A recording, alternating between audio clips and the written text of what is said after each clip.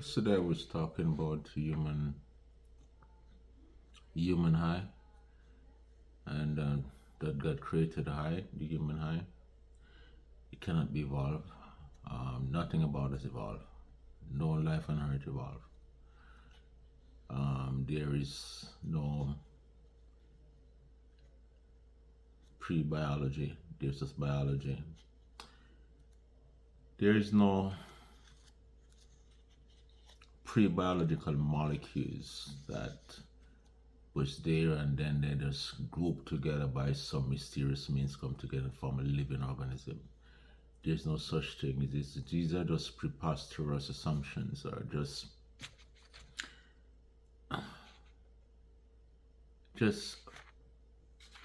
thoughtless. It's molecules, according to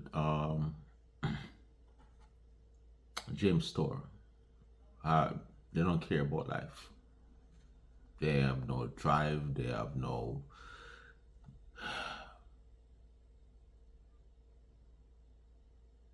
intention, none concerning life. Intelligent being has to take these molecules and put them together to make life possible.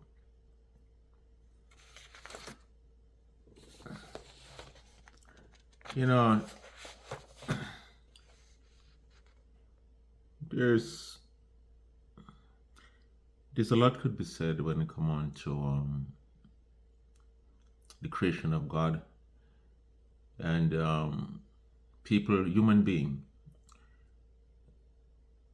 try to find fault with the creation of God.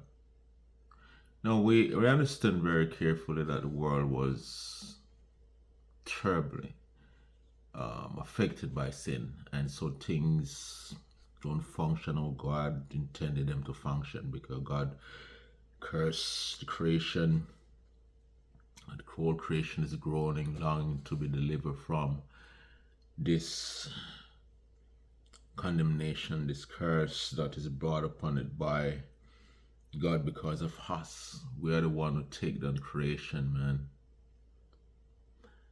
And they come up with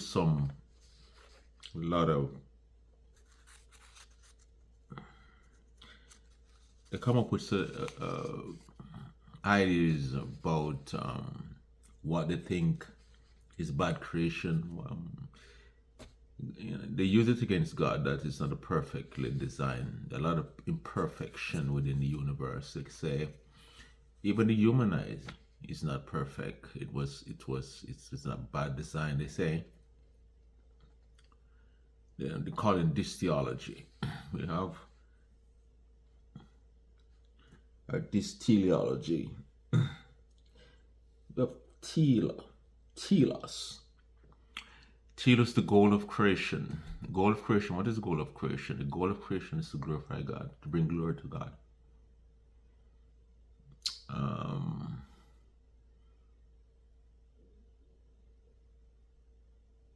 But yet human being find these teleologies within within God's creation. That means a bad design. They weren't properly designed, and that so God is a poor creator. They say God is a poor creator to create these things within nature. Hear what this guy said. This is Francis Collins. This is what he said. It is also important to point out that the design of the eye does not appear on close inspection to be completely ideal. The rods and cones that sense light are the bottom layer of the retina, and light has to pass through the nerves and blood vessels to reach them. Similar imperfection of the human spine, not optimally designed for vertical support, wisdom teeth, and the curious persistence of human appendix also seems to many anatomists to defy the existence of a truly intelligent planning of the human form.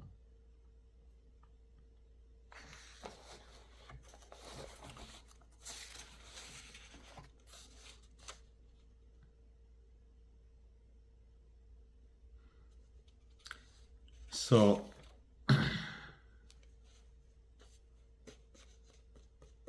the human eye is not made properly because, according to their assessment, the human eye wasn't made properly, and appendix. Appendix has its purpose. Medical science has shown that appendix has its purpose in saving off infection. I think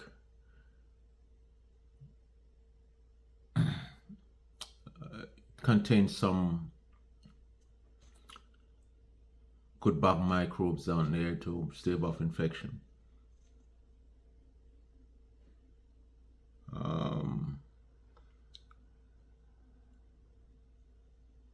This is one of the organs that are called vestigial organ. That's an evolutionary leftover without no medical, no physiological or biological purpose. And there was quite a few of them that was considered by evolutionary leftover. Rudimentary organs, so to speak. They serve no physiological purpose whatsoever. Then as medical science advanced, they discovered many of these organs are truly vital to human existence. It's just like the DNA we call junk DNA. They look on God. The DNA was not considered. The human DNA was not, when first checking out the DNA of human being, they said it's ugly, it has no relevance and all kind of stuff, till Watson and Crick proved them wrong. And they said it was not viable to contain anything pertaining to life. Protein was considered the basis of replication and transcription and all of these things. Then they've discovered that Francis Watson and Crick enlightened them, discovered that the DNA is an engineering marvel. It's a repository of a lot of information, contain all of information to make you, and very complex. And no human being can rival it. No human being can make anything close to it. And they will never. A scientist can't tell you that a human being will never be able to make anything close to a DNA, but I'm not a scientist and I can't tell you that. They will never do. They never achieve something like that.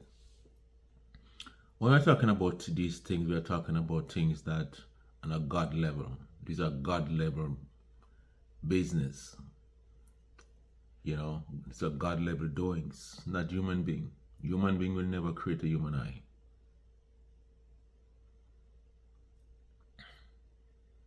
They will never make any robot or AI system to rival human being.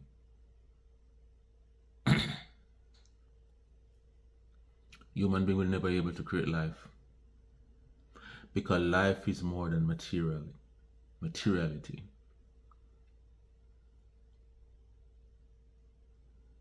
There's a component of life that is behind the physical realm. It belongs to the transcendent realm, to the metaphysical realm. There's something in us that keeps us alive. That's who we are. That's when even when that body dies, you are who you are. You still can talk, you still can see, you still can feel, you still can talk. And not until they come to understand that self-consciousness is beyond the brain, it's beyond the body. It manifests through the physical phenomenon, through our body, but it's transcend the human body. It's belong to our soul. The soul,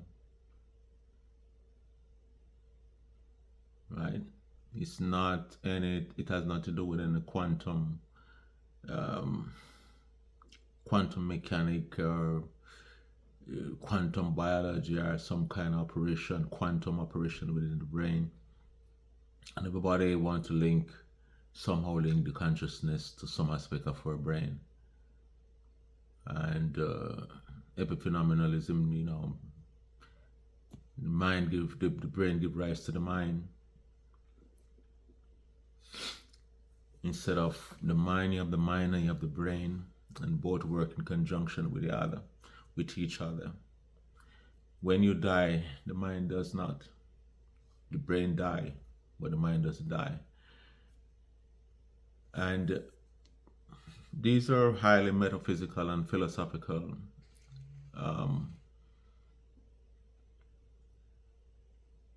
argumentation. These things are beyond physics and science. Physics and science has to do with things that they can touch, feel, and see and observe. These things are outside of it. So when you're talking about this thing, you're talking about religion, talking about philosophy, metaphysics.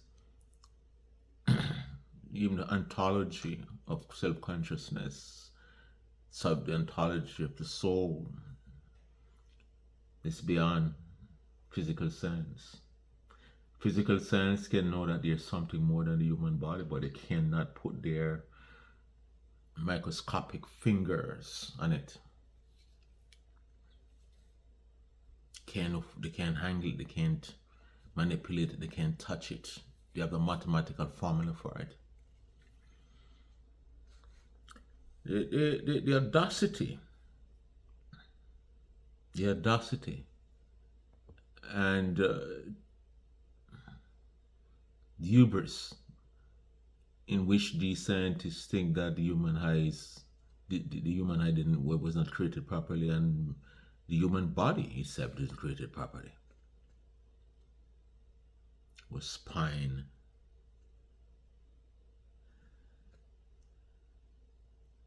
not optimally designed for vertical support.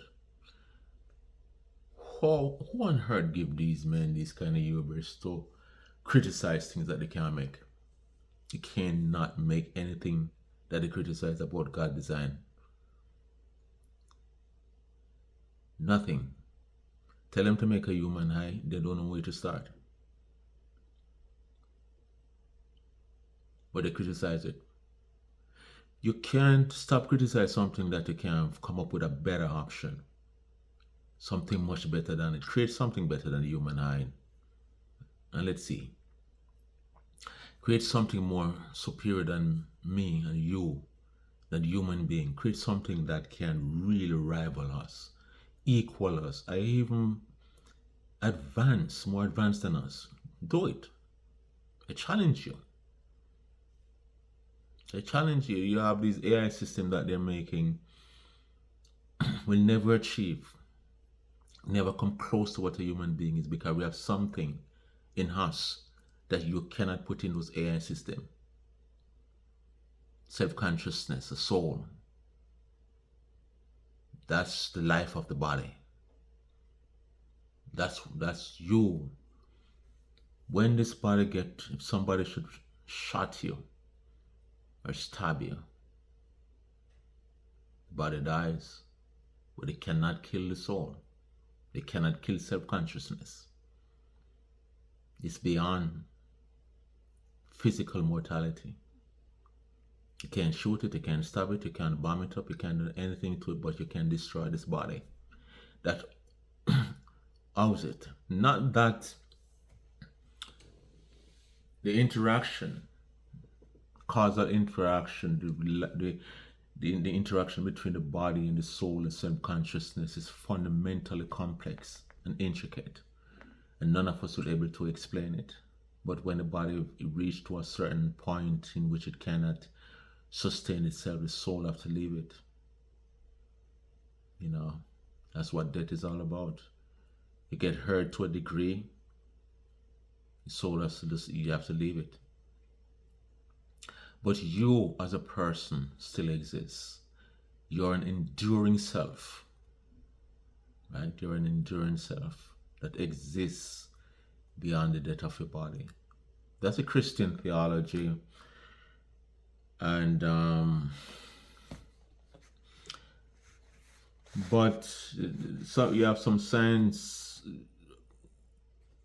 is trying to make the best of it, trying to get, you know, move the veil a little bit to get a peek and to try to see. Of course, they know about there's some transcendent aspect of human being that they know this is there, but they just can't scientifically ascertain what caused it to be, the ontology of it. They can't. They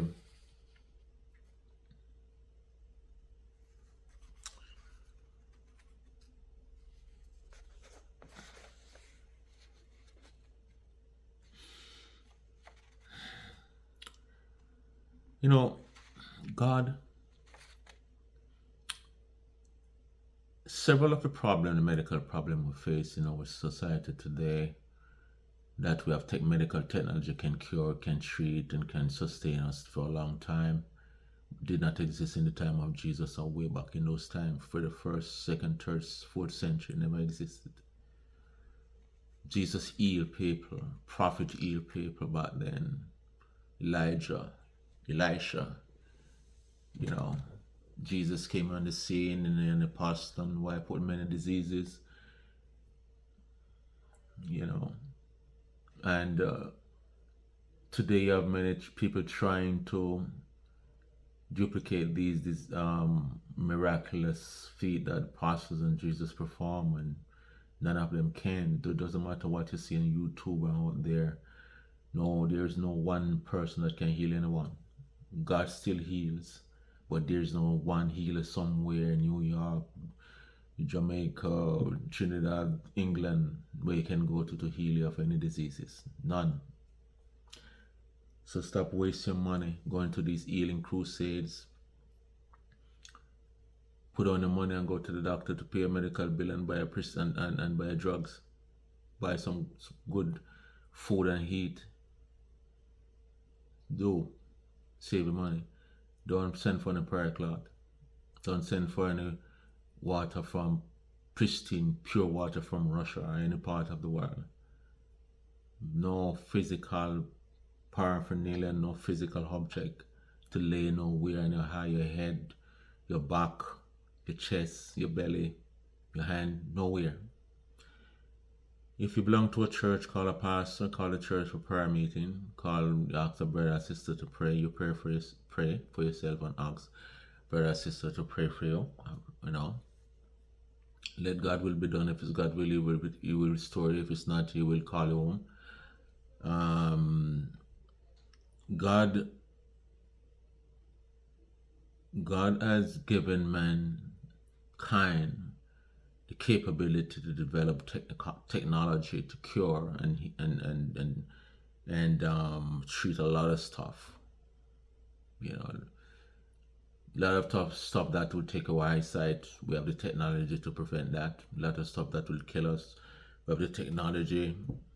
You know, it's amazing. God is the one who grants man the ability to develop these things, to create these things, to heal their body, to treat their body until the course of natural death takes over.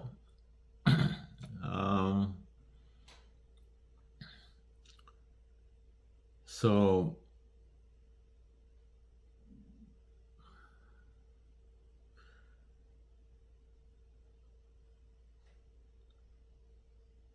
healing Not everyone is going to be healed. Not everybody. Doesn't matter how you pray. Doesn't matter how you fast. You know. What determines the outcome of everything is the will of God. Sovereign will of God. The decretive will of God. It determines when you shall die and how you shall die. And nobody, if God chooses to let you die, you're going to die. If He chooses to let you live, you will live. That's a fact. So stop running around, driving all over the place, sending for prayer cloth and all of these things, and anointed olive oil and all kind of stuff. Think these things can take away diseases. They will not. And I know you'll swear by them. Many people have been paid to talk all these things and brainwashed and forced to say all these things, and many died in the process. God give men wisdom. You have medical scientists, you have doctors. God give these men this knowledge and give men the ability to develop these medical instruments and medical technology to take care. And so do not say, well, I'm not going to any doctor and all of these things. And unless you say, I had enough of this and I'd rather go home now. I'd rather go home now. You have people that do that. But every one of those people that Jesus healed in this time, they died. All of them. They died again. One of them that resurrected from the dead, they died again. Christ promised us a new resurrection, a new life, eternal life, immortality in the next world, and when He come and raise your body from the dead. That's it. No more disease, no more. But as long as that time don't come, people, believe in God regardless if you're sick or not. A lot of people reject Him if they're sick and them pray and God doesn't heal them. They say, I don't business with this Jesus anymore. And you believe. Are you a believer in God? Are you born again because your life is going nice for you and everything? Or are you a believer because you know who Jesus is? And you know what He did for you and you love Him? Is that the reason why you are a Christian, or are you just looking for something?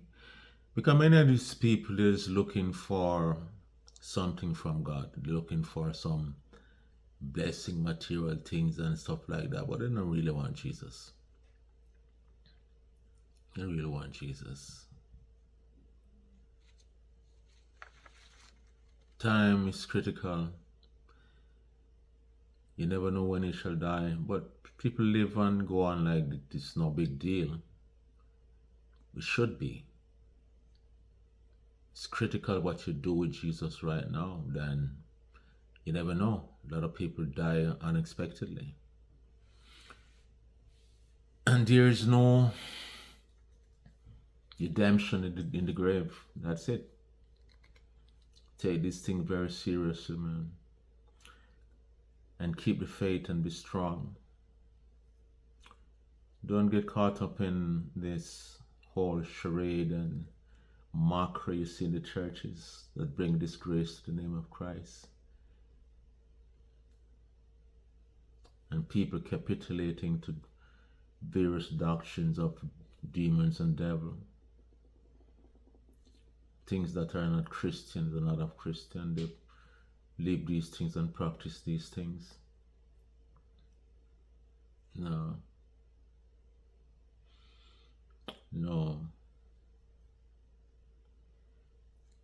If you're serious with God, be serious. God knows our heart. those who are his, those who are genuine, authentic, and organic. And knows you all, you know. And we live in a time when, it's far advanced in many things than in the time of Jesus, in terms of technology, medicine, stuff like that.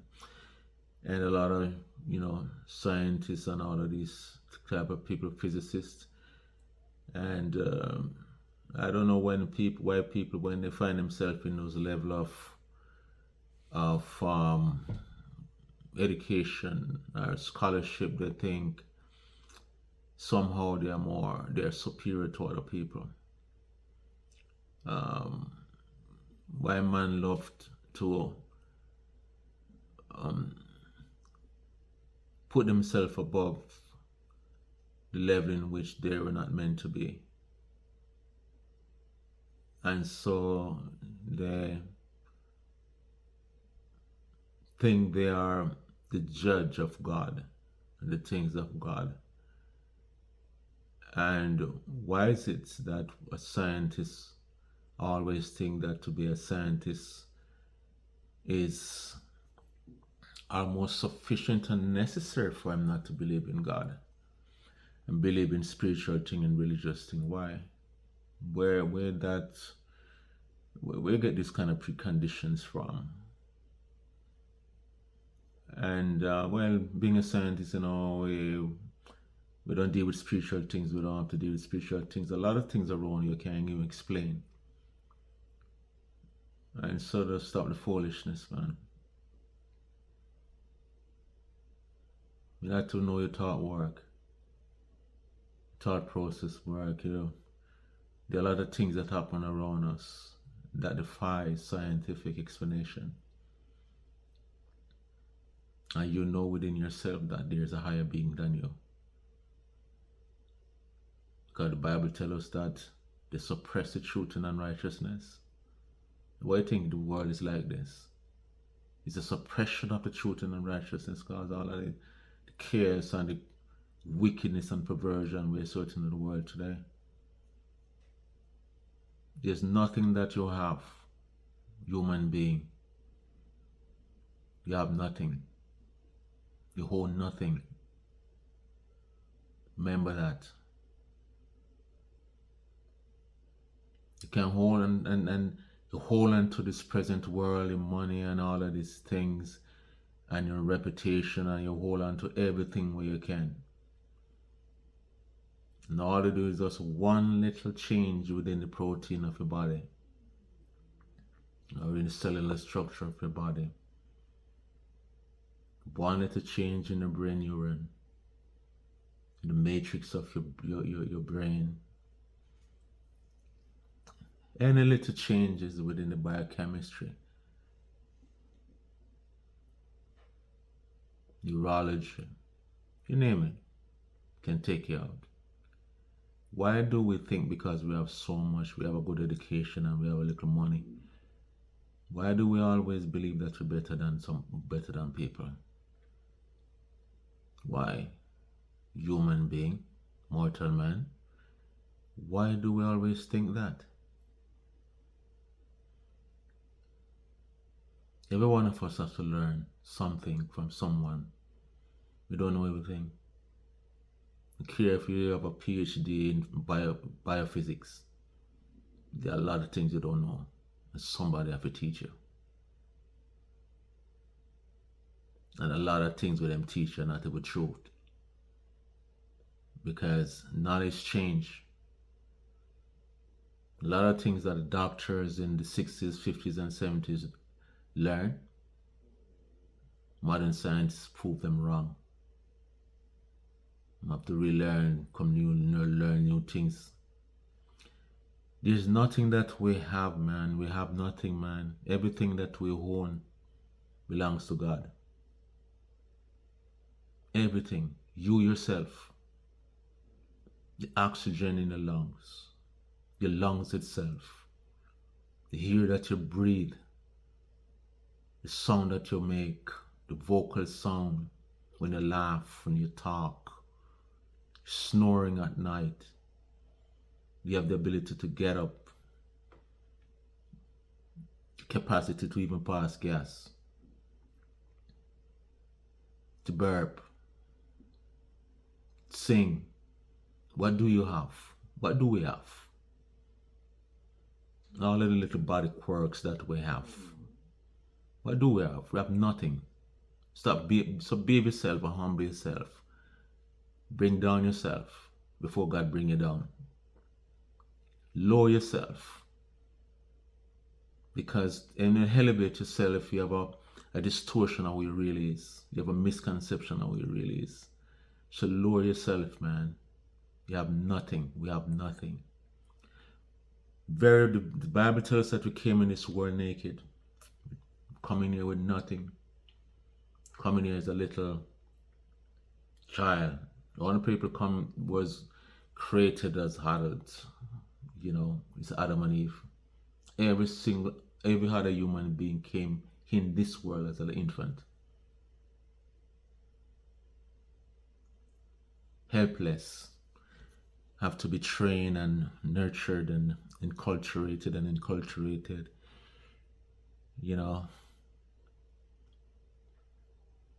Taught the basics of life. Susceptible to anything. Any little thing could take us out. And when leaving this world, it doesn't matter what you have. You're leaving even the clothes that they bury you in. Even your very body. Your body and the clothes that is around your body in the coffin. You're going to leave it. It's going to rot. Even that you come in this world with a body now.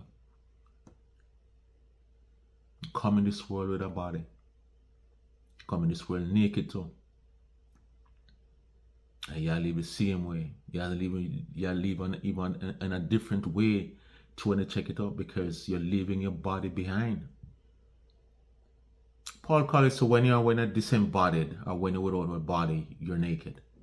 You need to be clothed upon with your immortal body that God gave us. So when this body dies, it's in the grave, it's rot, then you're someplace where if you believe in God, you're in heaven. If you don't believe in God, you're in Hades, in the spirit, in the soul. And that soul is naked because it's disembodied. I don't know what the state of the soul in heaven. Some people believe that there's an intermediate body given to us temporarily until we get to a glorified body. We don't have any evidence of that in scripture. It's just an assumption. We don't know what state, but every one of us, if Jesus delays coming in for another 200 years or more, we'll see. Right, but brethren,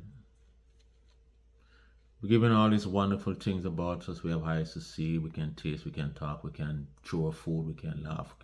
All this grand gift God grant us this gift for temporary, for this world. And He bless some with more money than others, and life come with all kind of stuff. And we talk about the vicissitudes of life, ebbs and flow, and all of these things. But don't believe that because you have more than the next man, you're greater than him, you're better than him, you're more superior than him. You're not. You're not. So you can boast and go on and carry on and all of these things. But something will quiet you eventually. Either sickness, God will take you down with something, and eventually death. So be yourself, man. Alright? Subscribe. If you want to hear positive thing, uplifting things, and we don't, as I said all the time, we go talk biblical, we talk realistically, we don't give gimmicks and into those kind of